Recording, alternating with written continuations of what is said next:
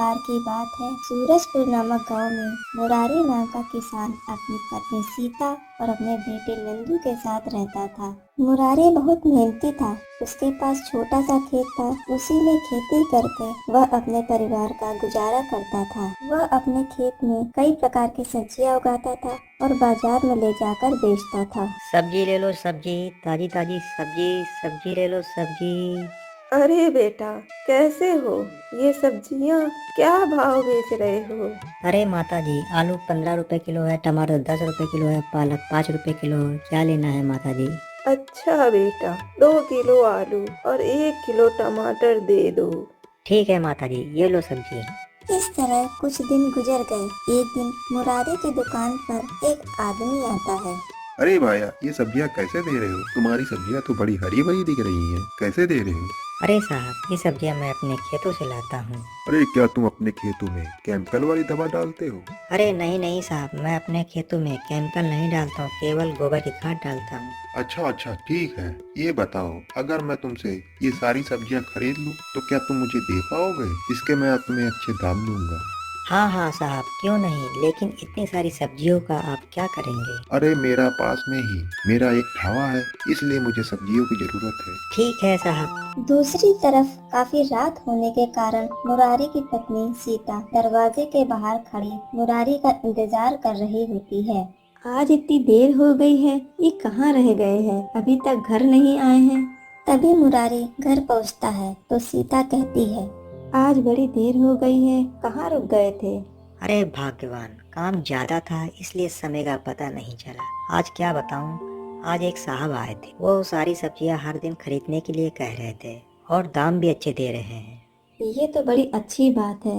अपनी सब्जियां डेली बिक जाएंगी और दाम भी अच्छे मिलेंगे। लेकिन इस बार बरसात तो हो नहीं रही है और फसल भी सूख रही है। अगर पानी नहीं मिला तो फसल सूख जाएगी, तो सब्जियां कैसे बेचोगे? अरे भाग्यवान, कह तो तुम सही रही हो। अच्छा चलो हाथ मुंह धो लो, पहले खाना खा लो, बहुत देर हो गई है।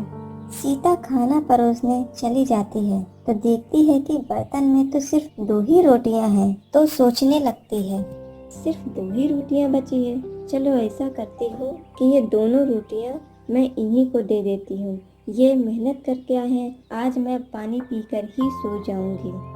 जब सीता खाना लेकर मुरारी के पास आती है तब मुरारी पूछने लगा, सीता, तुम्हारा खाना कहाँ है? अरे मैंने अभी खाना खाया है, आप खा लो। अरे भाग्यवान, हमेशा तो खाना मेरे साथ खाती हो, आज पहले कैसे खा लिया? अरे नहीं नहीं, मुझे भूख नहीं है, ये खाना आप खा लो। आप मेहनत करके आए हो, खाना नहीं खाओगे तो काम कैसे करोगे? अरे नहीं भाग्यवान, जितना भी है दोनों मिलकर खाएंगे। तभी बाहर से एक आवाज आती है। तब वो दोनों बाहर जाकर देखते हैं। अरे बेटा, कोई अंदर है क्या? अरे बेटा, 2 दिन से कुछ नहीं खाया है, कुछ खाना तो हो तो दे दो। अरे बाबा, हम गरीबों के पास खाना नहीं है, हमारे घर में सिर्फ 2 रोटियां बची हैं। अगर ये मैं तुम्हें दे दूंगी तो हम लोग क्या खाएंगे? ठीक है बेटा, कोई बात नहीं, खुश रहो, मैं चलता हूँ। अरे रुको बाबा, अरे भाग्यवान, जाओ 2 रोटियों में से 1 रोटी बाबा को दे दो आके। उन्होंने 2 दिन से कुछ भी नहीं खाया है, हम लोग आधी आधी खा लेंगे। अपने घर से कोई भी खाली पेट नहीं जाएगा। सीता एक रोटी लाकर भिखारी को दे देती है। तभी भिखारी कहता है, धन्यवाद बेटा, खुश रहो, एक भूखे को पेट भरा है तुमने। ईश्वर करे तुम्हारी सारी इच्छाएं पूरी हो। भिखारी चला जाता है। मुरारी और उसकी पत्नी आधी आधी रोटी खाकर सो जाते हैं। अगला दिन, अरे भाग्यवान, आज तो बड़ी देर हो गई है, खेतों पर जाने के लिए और दुकान लगाने का भी टाइम हो जाएगा। अरे रुकिए, नाश्ता तो करते जाइए। अरे नहीं, नाश्ता करूंगा तो बहुत देर हो जाएगी, मैं जा रहा हूँ। मुरारी जल्दी जल्दी अपने खेतों की तरफ जाने लगा।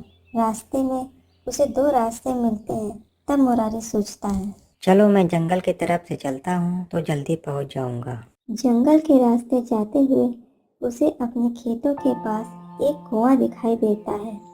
कुएं के पास जाता है, फिर सोचता है, अरे ये तो कुआं मेरे खेत के पास ही है, मैंने इस तरफ तो देखा ही नहीं। चलो इसी से पानी डाल देता हूँ। मुरारी कुएं के पास जाने लगा। तभी वहां खड़े एक आदमी ने आवाज लगाई, रुको, ये तुम क्या कर रहे हो? ये तो मेरा कुआं है, इसमें पानी क्यों निकाल रहे हो? खेतों में डालने के लिए पानी निकाल रहा हूँ। ये मेरा कुआं है, अगर पानी चाहिए तो कुएं को खरीद लो। कितने में कुआं दोगे? 15,000 रुपए में।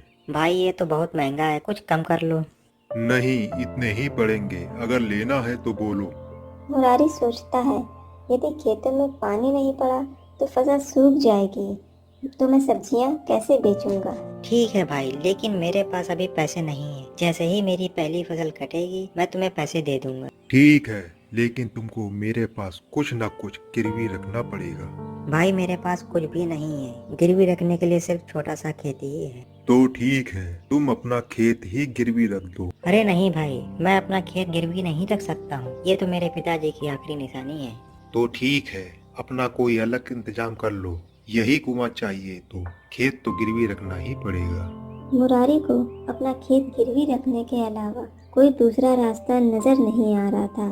तब मुरारी कहता है, ठीक है भाई, मैं अपना खेत गिरवी रखने के लिए तैयार हूँ। इस तरह मुरारी अपने खेत को गिरवी रखकर कुआं ले लेता है और अपने खेतों की सिंचाई कर देता है। इस तरह कई दिन गुजर जाते हैं। जब उसकी फसल काटने वाली हो जाती है तो उसी रात वह अपनी पत्नी से कहता है, सीता, कल मैं फसल की कटाई करके बाजार में सब्जियां बेच आऊंगा। पहली आमदनी होगी उससे मैं कुएं वाले को पैसे देकर अपना खेत गिरवी रखा छुड़वा लूंगा। तभी उसी रात जब मुरारी सोया हुआ था तब उसे कुछ आवाजें सुनाई पड़ती हैं।